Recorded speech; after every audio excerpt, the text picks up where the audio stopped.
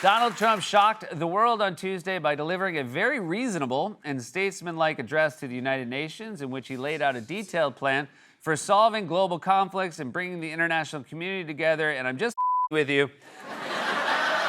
He told everyone their countries are going to hell and complained about the teleprompter and the escalator. For more on this, it's time for a closer look. It's easy to forget because so much has happened, but when Trump was running for president last year, he was adamant he was going to bring peace to the world. I am the candidate of peace. We're not going to have war in the Middle East. We're not going to have war with Russia and Ukraine. I will end the chaos in the Middle East quickly. I will have the disastrous war between Russia and Ukraine settled. And it will take me no longer than one day. Now, in fairness, he said it would take one day. He didn't say which day. It will take me no longer than one day, but that day will be April 1st, 2037. But also it won't be that day because April Fools. As a general rule, you should always be skeptical when someone tells you they can solve any problem in one day. I learned that lesson the hard way when I hired a contractor to fix the noisy radiator in our studio, and he told me he'd have it done in one day. It's been 3 years, and it still clanks all the time. Just listen. It clanks all the time. Okay. All right, maybe he did fix it. Apologies to Angelo and his entire team at Manducci & Son Heating, Maintenance, and Supply.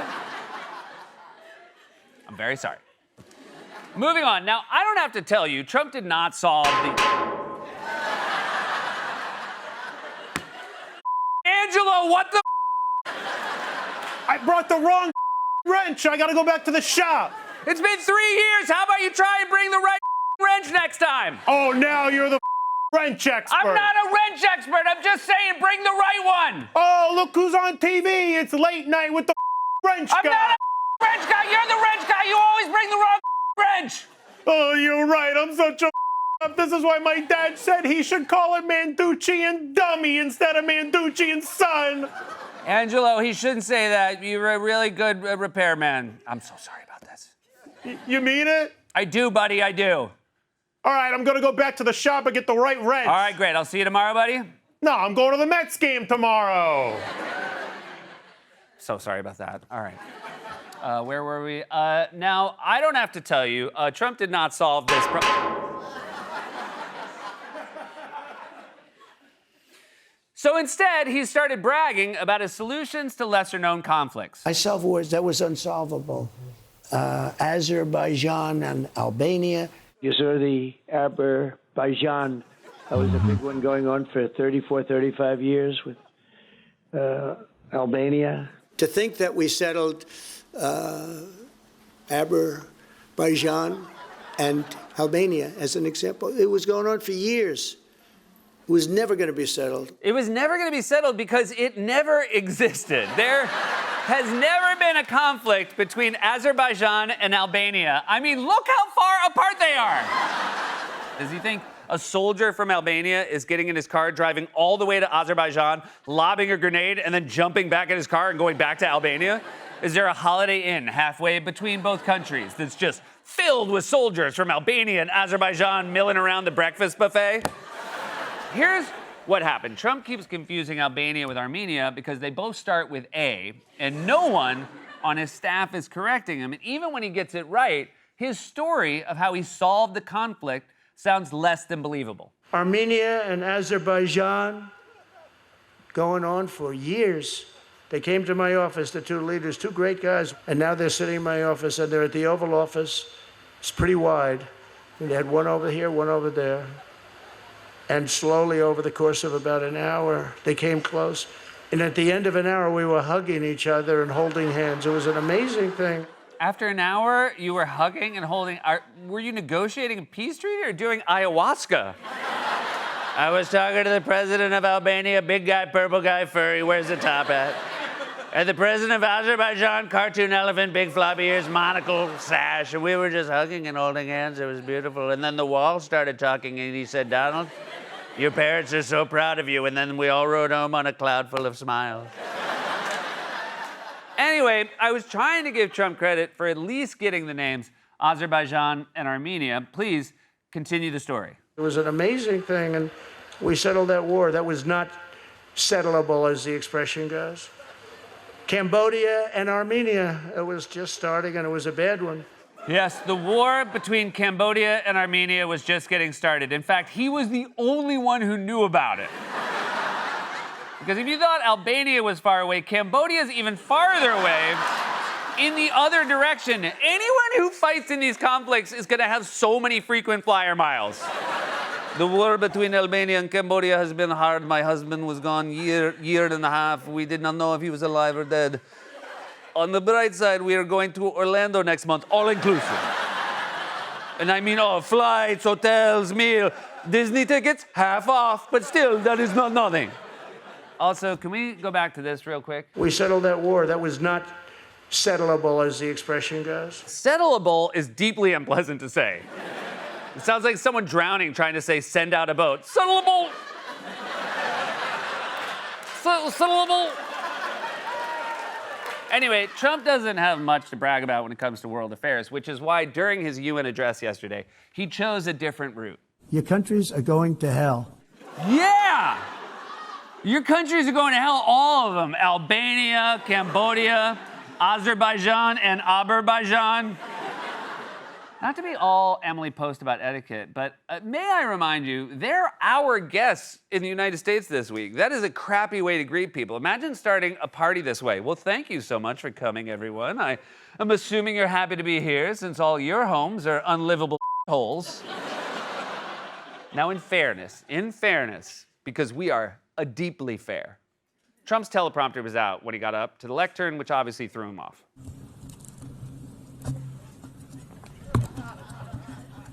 And I don't mind making this speech without a teleprompter, because the teleprompter is not working. I feel very happy to be up here with you, nevertheless, and that way you speak more from the heart. I can only say that whoever's operating this teleprompter is in big trouble. It must have been a saboteur. Yes, I said it, a saboteur from a nefarious country. One of those countries that's always at war. Dear God, it must have been Albania!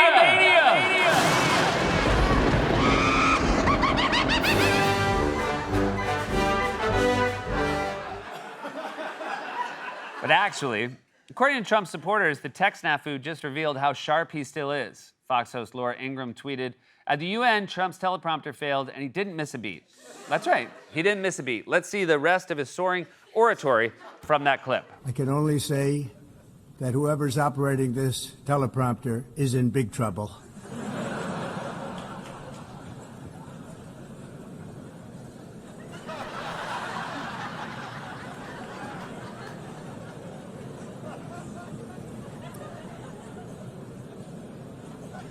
Hello, Madam First Lady. Thank you very much. That felt like he missed at least one beat. I love the move where he keeps double checking to see if it's working now, maybe. I'm gonna do it without the teleprompter. I don't need the teleprompter. I mean, he looks like an undercover cop whose earpiece just went out during a meeting with the cartel. Okay, Donald, they got the money. Now get out of there, Donald. Do you copy? Donald? Chief, I don't think he can hear us. Don't worry about Donnie. He's a pro. He's not gonna miss a beat.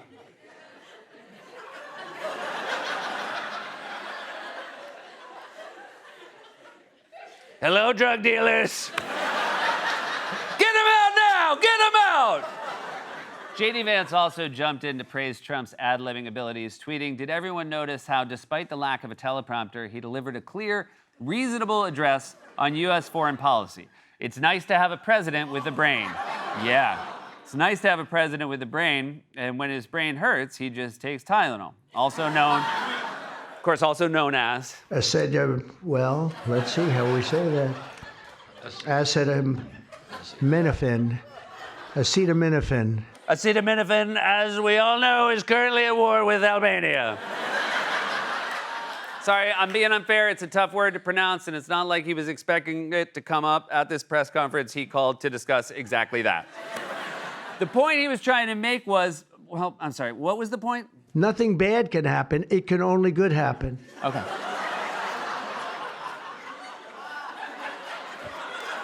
Someone replaced his acetaminophen with ayahuasca. I was with the presidents of Albania and Azerbaijan, and we were on acetaminophen and ayahuasca. We were hugging, we were crying, and Yoda was there, and he said, nothing bad can happen. It can only good happen. And I said, so true this is, as the expression goes. Anyway, the point is, it's nice to have a president with a brain who can deliver a coherent foreign policy address off the top of his head. We're the hottest country anywhere in the world, and there is no other country even close. A very successful real estate developer in New York, known as Donald J. Trump. I used to talk about, I'm going to give you marble floors. They're going to give you terrazzo. You're going to have mahogany walls. They're going to give you plastic. We're getting rid of the falsely named renewables. The wind doesn't blow. Those big windmills are so pathetic and so bad. And they want the factories to stop. Everything should stop. No more cows. We don't want cows anymore. I guess they want to kill all the cows. They want to do things that are just unbelievable. Finally, a president with a brain. This will go down in the pantheon of great foreign policy speeches by American presidents. John F. Kennedy said, Ich bin ein Berliner. Ronald Reagan said, Mr. Gorbachev, tear down this wall. And Donald Trump said, I guess they want to kill all the cows. Trump also had complaints about the building, specifically because of an incident that happened earlier that day. Something that definitely did not work this morning was the escalator at the UN complex. The president and first lady walked into the UN this morning and were abruptly stopped at the bottom. That brief pause followed by a walk up the stairs.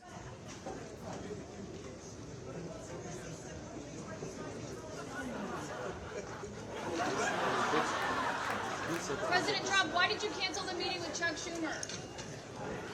Uh-oh, he missed another beat. My favorite part of that clip is Trump looking around like he doesn't know what to do next. We all know that when an escalator breaks, we just use it as stairs. But when Trump sees a broken escalator, he turns to Melania and says, we live here now. Trump and his aides were not happy about the snafu, and in fact, they suspected sabotage. It does appear to be sabotage with the escalator and the teleprompter. What is the White House going to do about that? Well, Jesse, that's definitely what it appears to be to me, and that's why I put out a statement earlier.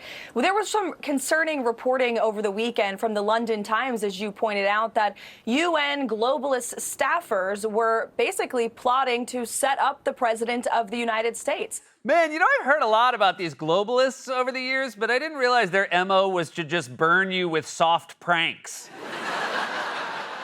Teleprompter down, escalator off. When the president was talking, someone tied his shoelaces together. Are they a shadowy cabal or Kevin from Home Alone?